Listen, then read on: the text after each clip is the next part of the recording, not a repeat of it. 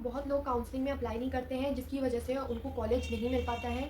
Even at low marks पे भी आपको कॉलेज मिल सकता है। यही सोच के कि हमें कॉलेज नहीं मिलेगा, कोई और बच्चा कॉलेज ले जाता है काउंसलिंग में अप्लाई करके और आका रह जाता है। काउंसलर जो होते हैं वो इतना है वो क्रिएट किया हुआ है कि बहुत ज़्यादा मुश्किल है रजिस्ट्रेशन या वो, पर मैं आपको इतने इजी स्टेप्स में बताऊंगी कि कैसे आप रजिस्टर कर सकते हैं। ऐसा कोई बहुत मुश्किल काम नहीं, जैसे आप फॉर्म फिलअप करते हैं वैसा ही प्रोसेस है, सिंपल सा, और आप भी कर सकते हैं। बस थोड़ा चॉइस फिलिंग में आपको थोड़ा ध्यान देना पड़ेगा कि आप कोई भी गलती ना करें, और इस तरीके से आप कॉलेज पा सकते हैं। बस ये कुछ मिस्टेक्स नहीं करनी है जो मैं आपको बताऊँगी, जो मैंने की, जिसकी वजह से कॉलेज शायद नहीं मिल पाए, लेकिन ऐसे आप इस तरीके से आप करेंगे तो आपको कॉलेज पक्का मिल जाएगा। और मैं सबसे पहले आपको मैं नीट 2025 काउंसलिंग के लिए स्टेप बाय स्टेप प्रोसेस बताऊंगी। आज मैं सिर्फ रजिस्ट्रेशन और फी पेमेंट के बारे में बताऊंगी।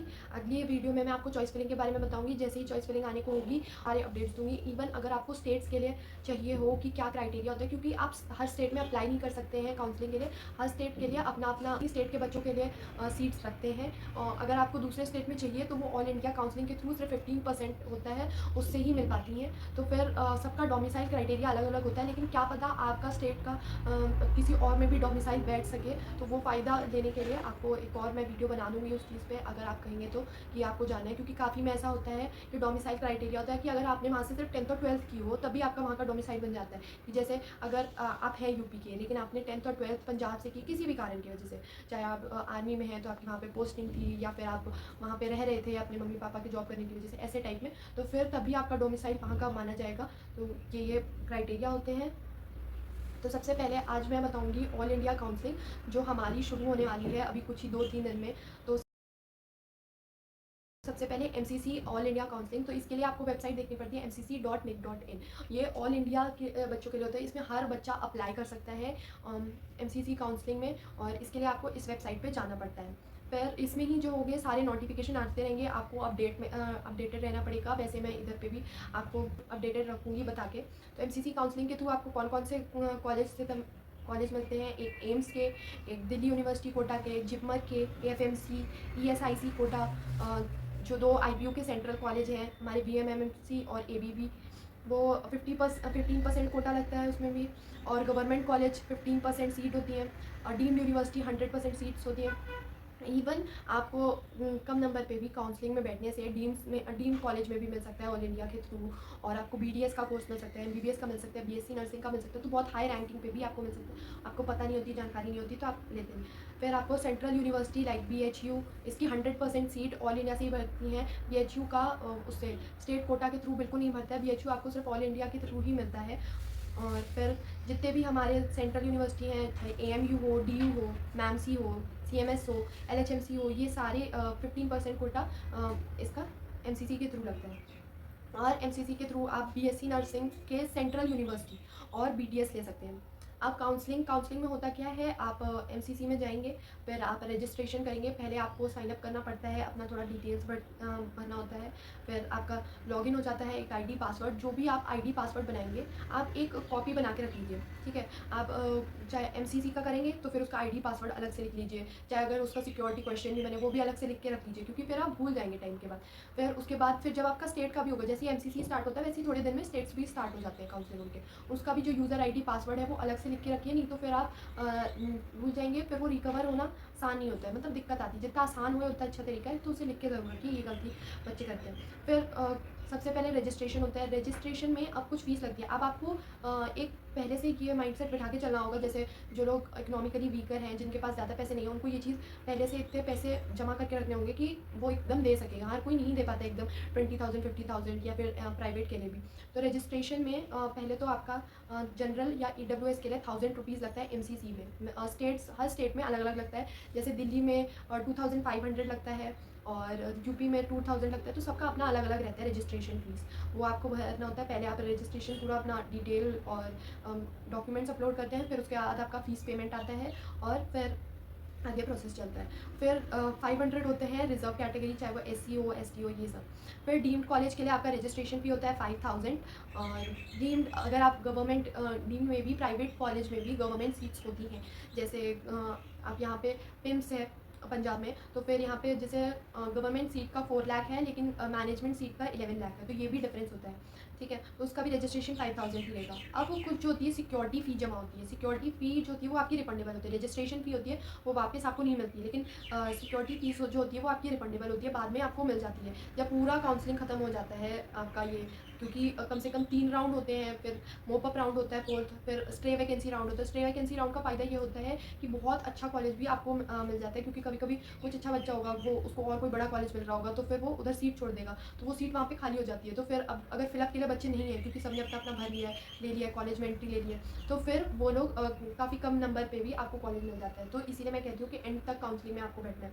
फिर सिक्योरिटी फ़ीस होती है वो रिफंडेबल होती है एट दी एंड, तो 10,000 लगता है जनरल या EWS के लिए, और 50,000 और 5,000 लगता है रिजर्व कैटेगरीज़ के लिए। यही आप अगर प्राइवेट कॉलेज भी भर रहे हो तो फिर आपको 2 लाख रुपीज़ लगेंगे, चाहे आप गवर्नमेंट प्राइवेट में गवर्नमेंट सीट भरे या फिर मैनेजमेंट सीट भरे। फिर उसके बाद क्या क्या स्टेप्स होते हैं, तो रजिस्ट्रेशन, पेमेंट, फिर आपका चॉइस फिलिंग आएगा। चॉइस फिलिंग में आपको ये ध्यान देना होता है कि आप सही कॉलेज, एकदम सही कॉलेज का, ऐसे कॉलेज भरें जो आपको मिल भी सके, और मतलब कोई भी कॉलेज, लोग कहते हैं कि सारे कॉलेज भर दो, कोई ना कोई मिल जाएगा, नहीं, आपको ये चीज़ नहीं करनी। काफ़ी कॉलेज अच्छे नहीं होते तो आपको सब नहीं भरने हैं, आपको देख के भरना है कि और प्रायोरिटी वाइज रखना है। अगर आपने प्रायोरिटी में पहले एम्स पटना रखा है और नीचे एम्स दिल्ली रखा है, तो आपको एम्स पटना पहले मिलेगा, क्योंकि आपने प्रायोरिटी ही वही रखी है। ठीक है, अब जैसे किसी की 2 लाख रैंक है या फिर 70,000 रैंक है, वो सोचेगा कि मैं क्यों एम्स दिल्ली प्रायोरिटी लिस्ट में रखूँ, और मुझे तो कभी एम्स दिल्ली या फिर कोई भी GMC सोच लीजिए कभी मिलेगा ही नहीं है। तो ये चीज़ नहीं करनी चाहिए। जैसा मैंने बताया कि स्टे वैकेंसी राउंड में क्या होता है, कभी कभी आपको कम नंबर पे भी आपको मिल जाता है। अब किसी ने भी यही सब सोच के सबने डाला ही नहीं, और वहाँ पे एक सीट खाली हुई किसी भी वजह से, नॉट एम्स दिल्ली की तो पूरी मिल जाती है, बट GMC की बात कर रही हूँ या फिर और कोई अच्छे कॉलेज की बात कर रही हूँ, तो वो एकदम सीट खाली हुई, आपने प्रायोरिटी में लिखा ही नहीं, क्योंकि लिस्ट में जो कॉलेज का नाम लिखेंगे वही आपको उनमें से ही कॉलेज मिलेगा। ठीक है, तो फिर वो आपने लिखा है तो आपको मिल जाएगा, ये चीज़ का फ़र्क आता है। और ये भी होता है चॉइस फिलिंग में कि आप ऐसा कोई कॉलेज ना भर दीजिए जो आपको चाहिए नहीं था, बस आपने भर दिया था, शायद मिल ही जाए, कुछ भी हो जाए, कोई भी मिल जाए। तो अगर आपकी रैंकिंग पे अगर आपने गलती से BDS भर दिया, आपको MBBS ही लेना था, आपने गलती से भी BDS भर दिया या BSc नर्सिंग का एक कॉलेज भर दिया, और आपको उस रैंक पे तो मिल जाएगा, अगर कम नंबर भी होंगे तो फिर भी मिल जाएगा। लेकिन एक बार आपको कॉलेज मिल गया, फिर आपकी अलॉटमेंट हो जाएगी, फिर आप बैकअप नहीं कर सकते, आप कॉलेज से वापस नहीं ले सकते कि नहीं हमें ये कॉलेज नहीं लेना, नहीं तो आपको बैन कर दिया जाएगा, आप ऐसे नहीं कर सकते। तो आपको कॉलेज लेते समय बहुत ध्यान से लिस्ट भरनी है। चॉइस फिलिंग के बाद हमारी लॉकिंग होती है कि आप अच्छे से चेक कर लीजिए, पूरी तरह से कैसे चेक करिए कि सारे आपने MBBS वाली भरे, अगर आपको MBBS वाली चाहिए, प्राइवेट वाले भी चेक कर लीजिए, फिर ही आप चॉइस लॉकिंग करिए। फिर 2 से 3 दिन मुश्किल से लगते हैं, फिर आपका सीट अलॉटमेंट। ये कोई गारंटी नहीं करता है कि अगर आपने कॉलेज भरे हैं तो आपको कॉलेज मिलेगा ही, वो आपकी रैंक डिसाइड करेगी कि आपको कॉलेज मिलेगा कि नहीं मिलेगा। ठीक है, फिर जैसे ही अगर आपको कॉलेज मिल जाता है तो आपको कॉलेज में जाना है, अपने डॉक्यूमेंट्स, ओरिजिनल डॉक्यूमेंट्स लेके तब, और वहाँ पे रिपोर्ट करना है। उस टाइम पे काफ़ी लोग अगर रिपोर्ट नहीं करते हैं तो फिर उसकी वजह से भी उनका कॉलेज छूट जाता है, तो रिपोर्ट करना बहुत ज़रूरी होता है, वो भी टाइम पे। फिर अब क्या होता है, जैसे फर्स्ट राउंड में होता है, फर्स्ट राउंड में आपने अगर कॉलेज आपको अलॉट हो गया तो आप जाके रिपोर्ट करिए, अगर अलॉट नहीं हुआ तो आपको घबराने की कोई ज़रूरत नहीं, आपको वापस राउंड सेकंड के लिए रजिस्ट्रेशन या फ़ी पेमेंट को सब वापस करने की ज़रूरत नहीं है, आप सीधे सीधे राउंड सेकंड के लिए एलिजिबल हो जाएंगे। ऐसे ही राउंड सेकंड होगा, राउंड थर्ड होगा। अब आपको ऐसे है कि आपने जैसे कोई कॉलेज चुन लिया, अब आपको कोई और कॉलेज भी अच्छा मिल रहा है, ठीक है, तो अब आप क्या करेंगे, तो आप अपग्रेड करा सकते हैं, आप कोई कॉलेज अपग्रेडेशन पे डाल सकते हैं, आपको ये वो कॉलेज मिल गया तो फिर आप वहाँ पे जा सकते हैं। फिर वही प्रोसेस आपको वापस करना पड़ेगा कि डॉक्यूमेंट्स वहाँ पे भी सबमिट, और जो भी उनका काउंसलिंग प्रोसेस होगा, इंस्टीट्यूट में रिपोर्ट करना, वो सब चीज़ें करनी पड़ेंगी। फिर थर्ड राउंड, और फिर जो हमारा स्ट्रे वैकेंसी राउंड होता है, इसमें ये चीज़ ध्यान देनी होती है कि अगर आपने कोई कॉलेज भरा है, ठीक है, आप ऐसा कोई कॉलेज ना भरिए, मैं बार बार कह रही हूँ, ऐसी कोई कॉलेज ना भरिए जो आपको नहीं चाहिए, गलती से भी नहीं, क्योंकि आपने भर दिया, ठीक है, आपको वो कॉलेज नहीं चाहिए था, आपने गलती से BDS भर दिया, आपने ऐसा कॉलेज भर दिया जो आपको लेना नहीं था, फिर वो कॉलेज आपको मिल गया, अगर अलॉट हो गया तो आपको वहाँ पे रिपोर्ट करना पड़ेगा। अगर आप रिपोर्ट नहीं करेंगे तो आप अगले 2 साल के लिए बैन हो जाते हैं, आप काउंसलिंग में पार्टिसिपेट ही नहीं कर पाएंगे अगले 2 साल तक, ये चीज़ होती है। और आपकी जो रजिस्ट्रेशन फ़ी और जो फ़ी थी, सिक्योरिटी फ़ी थी, वो भी आपकी रिफ़ंड नहीं होगी, वो भी आपको वापस नहीं मिलेगी। और जब अपग्रेडेशन हो रहा था कॉलेज का तो आप उस समय कोई भी मिस्टेक नहीं कर सकते। अगर आपने रजिस्ट्रेशन फ़ी उस समय टाइम से नहीं भरी, या आप वहाँ कॉलेज में पहुँचे नहीं, तो तभी आपका कॉलेज एकदम हट जाएगा या फिर आपको हटा दिया जाएगा। बच्चे कौन-कौन सी गलतियाँ करते हैं कि वो कॉलेज जाके खुद से जाके एक बार देख के नहीं आते हैं। खुद से जाके देखना बाहर से मतलब यहाँ बैठे-बैठे से आप नहीं जान सकते कॉलेज कैसे है। आप कॉलेज जाइए, वहाँ के पास के हॉस्पिटल का पेशेंट फ्लो देखिए, आप कॉलेज की वहाँ जाके फ़ीस पूछिए। इवन प्राइवेट में काफ़ी लोगों को पता नहीं होता है कि ज़्यादा फ़ीस लगेगी नहीं। वो जो बाहर से अगर वो 6 लाख 8 लाख बता रहे हैं, बस वही समझ रहे हैं। लेकिन अंदर जाके और भी हिडन चार्जेस होते हैं जो लोगों को नहीं पता होते। इसलिए आप वहाँ कॉलेज जाइए, विज़िट कीजिए, उधर का मैनेजमेंट देखिए, पेशेंट फ्लो देखिए, बच्चों से पूछिए और इवन बच्चों से ये भी पूछिए कि कोई हिडन चार्जेस तो नहीं है, कोई ऐसी फीस है, कैसा माहौल है, ये सब।